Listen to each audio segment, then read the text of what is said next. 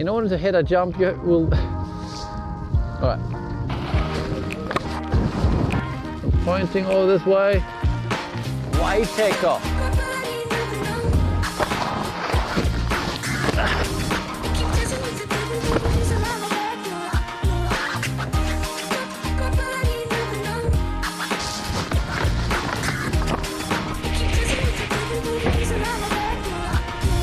It's fine, let's go. Good day folks, I'm really excited today because we're gonna do some fun, easy switch tricks for the beginner to intermediate freestyle skiers. We're gonna do some kind of tricky things like switch 180, 360s, even how to switch lip slide on some tubes. So that's kind of hard. For you who are kind of advanced, you may still learn some stuff here because we're going to talk about different takeoff techniques for switch rotations, when they're good and when they're not so good. So let's hit it.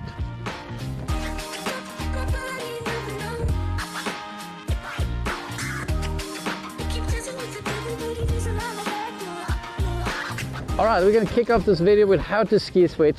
I know it's technically not a trick, it's a technique, but we're going to go through it quickly anyway. First thing to have in mind is the body position. It's super important. Chill in the ski boots and have the feet slightly closer together than normal. Makes it easier to angle the skis together in unison. If they're wide apart, it's much harder to do. So close together.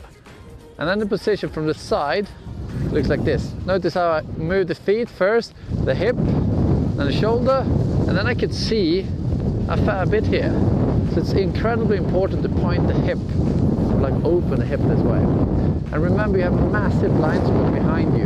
So it's incredibly important when you start practicing this that you do it on a super flat slope. I want you also to do this, because people often get confused with which shoulder they want to look over. So you use the hand to point where you want to go, and then you turn that way.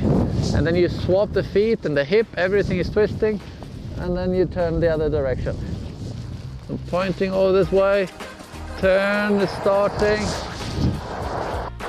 The other way. Notice how my hip really twisted.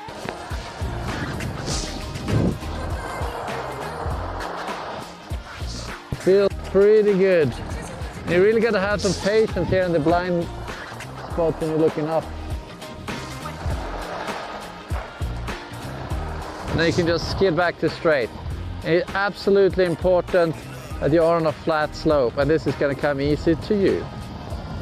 Once you can ski like I did on a super flat one, move to a gradually steeper slope. Here it's super nice and wide and very few people as well. And add a bit of speed is actually going to help you. Check it out. Use some patience, loving it. Man, switch skiing is sick. You really close the turns to control the speed.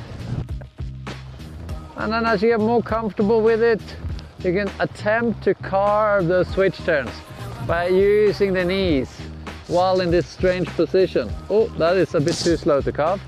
Come on, speed. And when you carve this way, it's really weird. And you really gotta use the ankles. Carve the other way. Whoa, it's kind of tricky.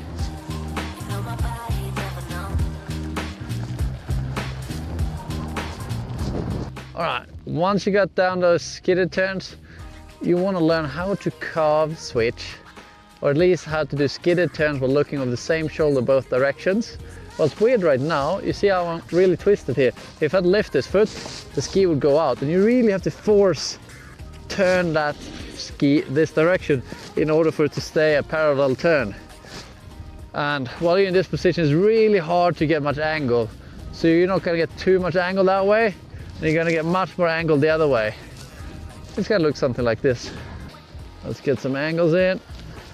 Curving along-ish. And this is a difficult turn. And then the easy turn. What is kind of tricky is when you're looking over the right shoulder like here and turning to the left, I try to angulate the knees, but I'm basically just tipping into the turn. But when you turn the other way, you can actually angulate the body a wee bit. To be honest, it's easier to carve when you look over one shoulder than the next one, like here. But I didn't have time to show it in this video. Once you can look over one shoulder doing these slow carves, Just gonna gradually increase the speed until you can go fast enough to hit a jump while looking over one shoulder, just like this. This is my favorite shoulder.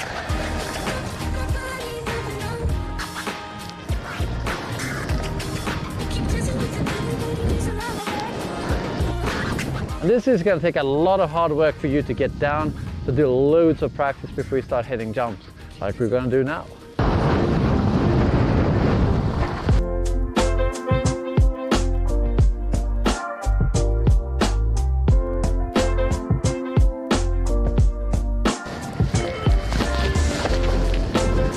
Switch popping in a traverse.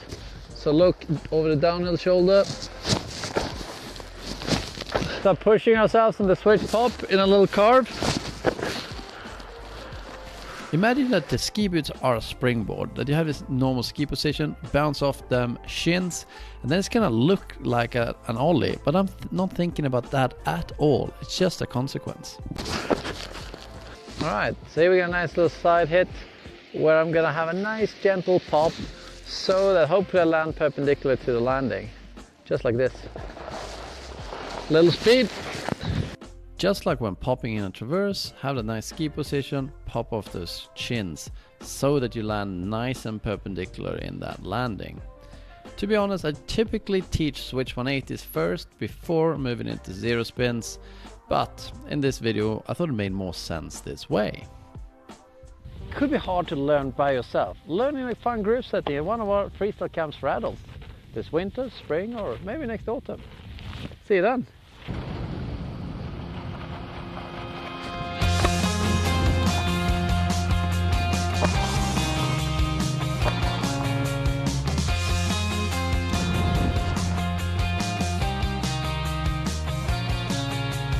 To get the basic switch 180s in, do it on the side of a slope, make sure no one's coming, and you can get it pretty well. Sunset helps, obviously. Okay, here we got a nice little side hit here on the side, getting into the switch position. Sick. And to come in with a clean carve. Oh, you know, you can start absolutely tiny, like here. Boom, let's freaking send it. Cool.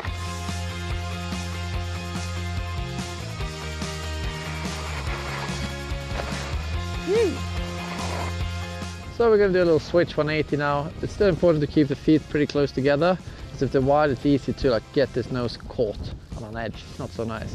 Start really, really small with little speed, just like this.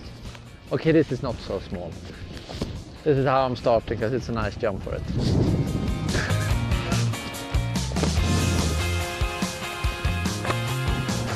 Gentle carve, actually unnatural.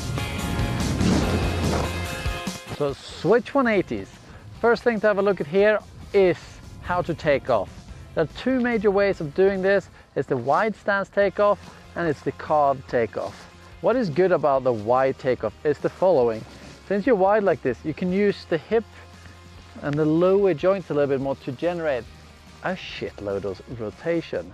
This is a technique I would do if I would chuck like a switch 1080 or a switch biospin, because it kind of helps to set off that crazy biospin motion. The con of the wide takeoff is, for beginners it's often hard to have the right timing with the end of the jump, and they leave that ski in the kicker dragging behind, and that can really mess up your trick and knee joint. Not good. That's why with beginners I often like to teach them, even if it's a little bit trickier in some ways, to do the carve takeoff, because if you carve with a pretty narrow stance, it's much harder to catch an edge, and you can let the skis even skid a little bit at the end of the takeoff. Ideally don't skid, but it's fine. So the pros on the carved one is mega smooth. It also helps to do switch corks, because you can kind of lean into the turn just a wee bit to get that nice switch corks in. But the con is it's kind of hard to carve, switch, and when you're carving, if you use the hip too much, try to wind up too much, you will stop carving and you can skid. So you got to choose when you want to do which technique. So when you want to do switch 180s or 360s of bigger jumps, I try to be quite careful with the pop. It's more of a motion where I'm like standing up tall. From this motion you kind of extend the back, and that helps you go from the jump that's going to tilt you like that to the landing, so you hit it somewhat perpendicular like such. I also think about it when I'm like carving, and I just have this, it's such a gentle motion that I'm just standing up a little bit more tall. But actually I think switch 540s is easier, because then instead of standing tall, you can go with the carve a little bit in this direction. You just start corking it instead. But that's something for another video. Alright, so we'll try a little switch carve 180. It's okay if you have a tiny bit of skid, as long as you keep your feet close together. If they're wide, you're going to catch that edge, so be careful. I'll have a tiny bit of wind up, but basically it's not much from the hip, because if you use the hip too much, you're going to lose the carve and skid instead. Check it out. So just a little bit with the shoulders and arms. You don't need to spin much for 180.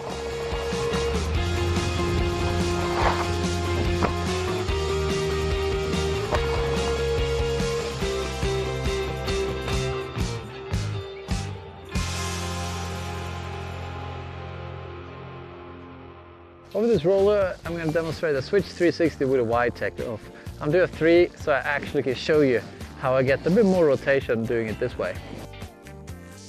With a wide takeoff, as I'm riding into the jump, I wind up with the hip a minimal amount, and a bit more with the arms and a little bit with the shoulder. Not too much, because you still need to see where you're going. As you pop at the takeoff, pop evenly upwards from both legs, but the right leg in this case can push away to set off that quick rotation. Just like I'm doing here on this Switch Bio 10, and my cousin is doing on this gnarly switched up. So now I'm going to challenge myself with this wide takeoff on this little side hit. See if I can do at least a switch 5. And maybe you can see that I can use the hip a little bit more and really push off from that outside foot, generating more spin. I love this little drill, to just challenge yourself. Spin as much as you can off a small jump. It's a lot of fun. As you get better, try doing it off slightly bigger jumps, but increase the size of the jump slowly, and you'll have a great time doing switch 3s and 5s and 7s in the future. Okay, so switch box slide. This is quite exciting to learn, and it's important that you have a really low box where the jump goes straight up onto the box, so you can't catch the tails. And then we're going to start practicing to get towards the switch lip slide. So what I want you to have in mind, just like the pop, the normal switch key position, and basically because the hip and the shoulders are already pointing towards the box, we need no wind up. Check this out.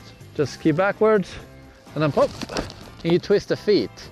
And I'm ready now to slide the box, as long as I had enough pop that I'm perpendicular on it. Enjoy it, and then to straight. I have a small distance here, so I can just ride straight towards the box. No turns needed.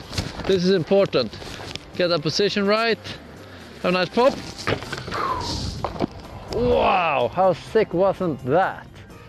So what I have in mind here is have this nice switch key position.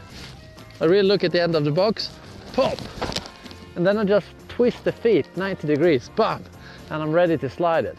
What's so great about doing it this way is that when you do this onto a higher feature, like we're gonna do soon, you want to see that the noses are gonna be over the box, because the last thing you want to do is to tap the noses into the box. But do this a few times until you get the hang of it, and then you can also start hitting it from the side, which I can't do here because the jump is too narrow. Alright, when you want to hit a higher box, make sure that it's very low. Maybe my skis are my poles, not the opposite, poles on my skis. So you pop, lift the noses, and then you see that the noses are over the feature, and then you twist them on, just like this.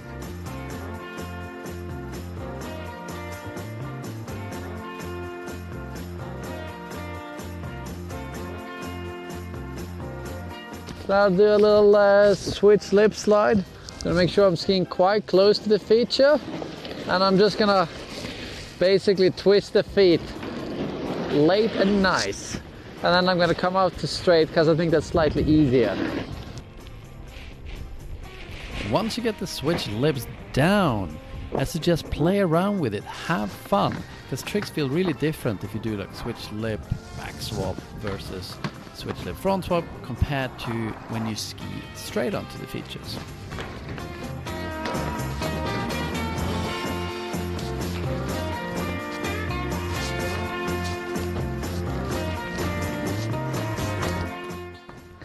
Hope you learned some of these 5 easy, not so easy tricks.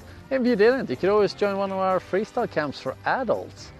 If you're a little worried this Corona winter, you could always do it late spring, like April, or maybe in October, November next year. Anyway, I hope you liked it. Give it a like and subscribe, and we'll see you in the next one. Ciao.